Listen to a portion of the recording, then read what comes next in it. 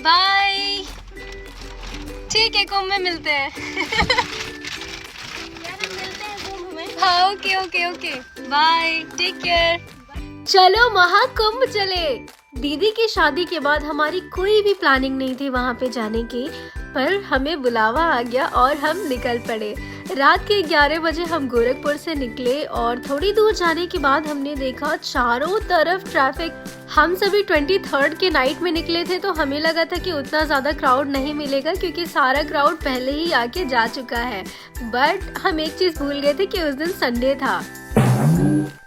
सो वही ट्रैफिक देखते देखते मैं कब सो गई मुझे पता भी नहीं चला, और जब सुबह नींद खुली तो देखा फिर से चारों तरफ उतनी ही ट्रैफिक है जितनी रात में थी।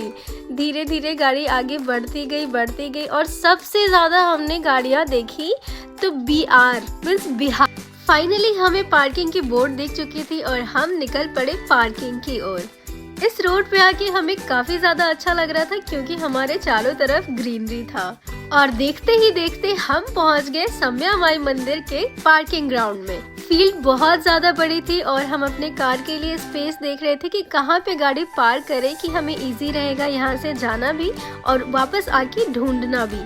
यहाँ पे मैं सुबह वाली नींद में खोई हूँ। आप सबको पता है सुबह में कितनी अच्छी नींद आती है, बट फिर मुझे उठा दिया गया था क्योंकि मुझे आप सबको स्टोरी भी बतानी थी। फाइनली हम पहुँच चुके हैं थोड़े से हेक्टिक सफर के बाद,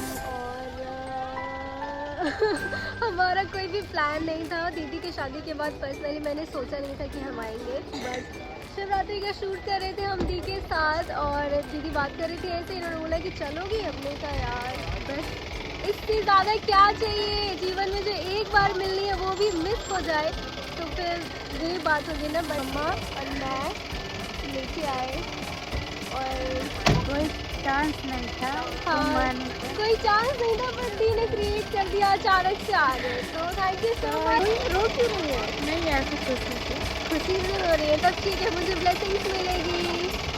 तो कुछ ऐसी बनी थी हमारी प्रयागराज की प्लानिंग, और हम चलते हैं आगे, देखते हैं कि हमें घाट तक कैसे पहुंचना है। यहाँ पे दीदू अपने लंबे हाइट के साथ लंबी सी जंप लगाते हुए आगे जाके पता चला कि हमें 8 से 9 किलोमीटर की दूरी तय करनी है घाट पे पहुंचने के लिए। तो हम सब ने पहले बाइक सर्च करी, सभी बाइक पे बैठे और निकल पड़े घाट की तरफ। मेन घाट पे पहुंचने तक हमने चारों तरफ का नज़ारा बाइक से ही देख लिया।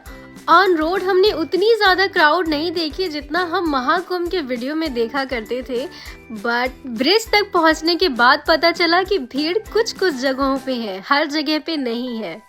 ब्रिज के बगल में जो आप क्राउड देख रहे हैं वो इसलिए क्योंकि वहाँ भी कई सारे छोटे घाट थे जहाँ पे लोग डीप ले रहे थे।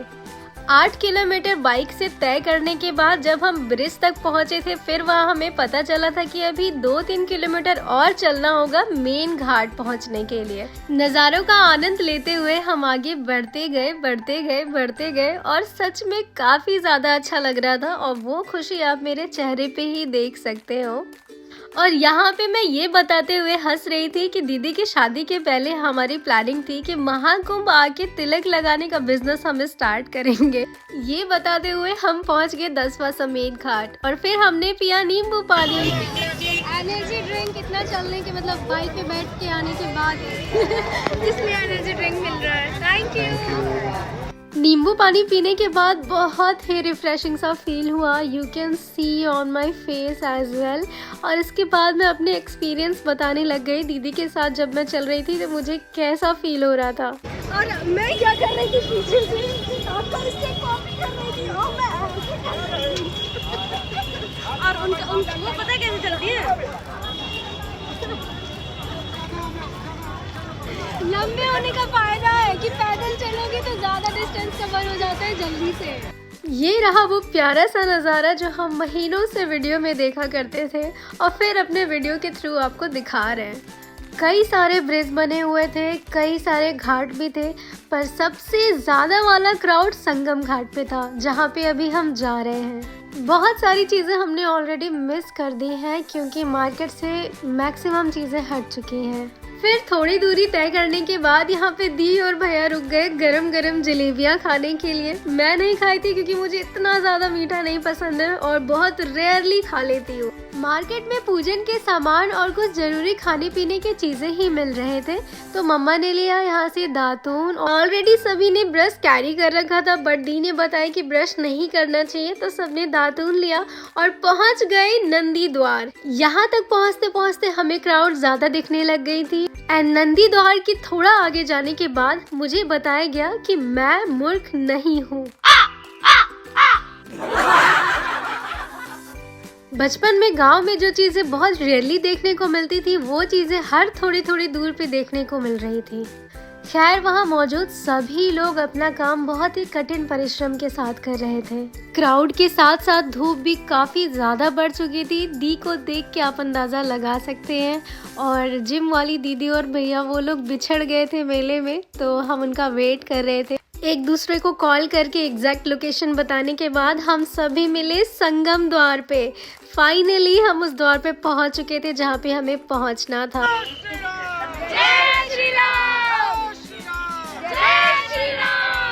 ये था मेन घाट, तो सबसे ज्यादा क्राउड यहीं पे था। सो हमने एक दूसरे को बांध लिया था दुपट्टे में, ताकि हम दोबारा से बिछड़े ना और फिर खोजने में टाइम ना लगे। कितना खूबसूरत सा नज़ारा था, जो कि मैं उस वक्त नहीं देख पाई थी भीड़ में होने की वजह से। फिर हम फाइनली पहुंच गए घाट पे और मैं मम्मा को लेके चली गई डीप लेने के लिए।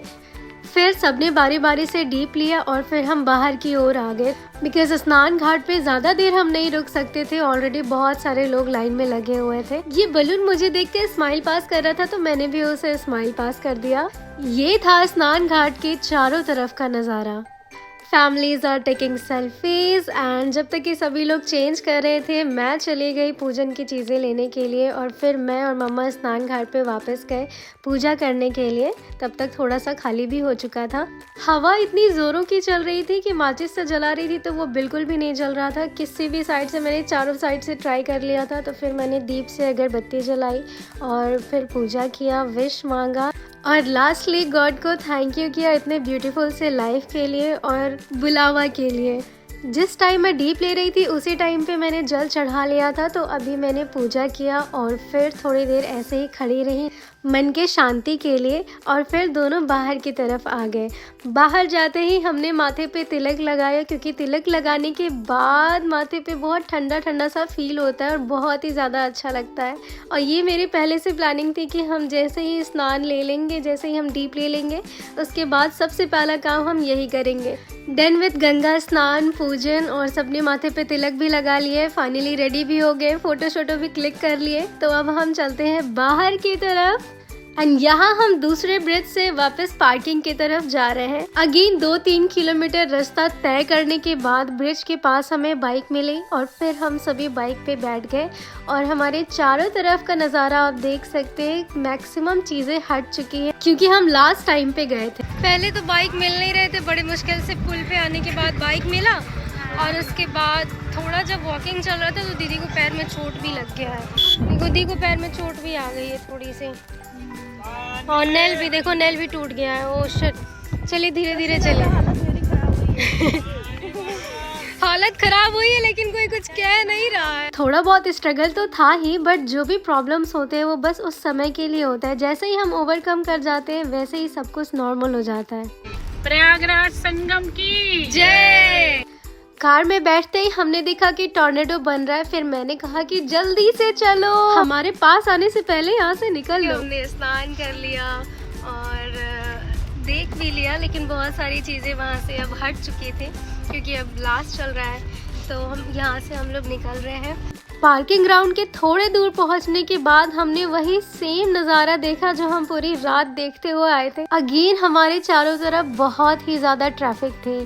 फिर 7-8 घंटे के ट्रैवल के बाद हम पहुँचे अपने शहर गोरखपुर। बाय बाय बाय भैया। इस व्लॉग को देख के कोई कह सकता है कि ये ट्रिप अनप्लान थी? अगर हाँ तो कमेंट में जरूर बताइए। Don't forget to subscribe.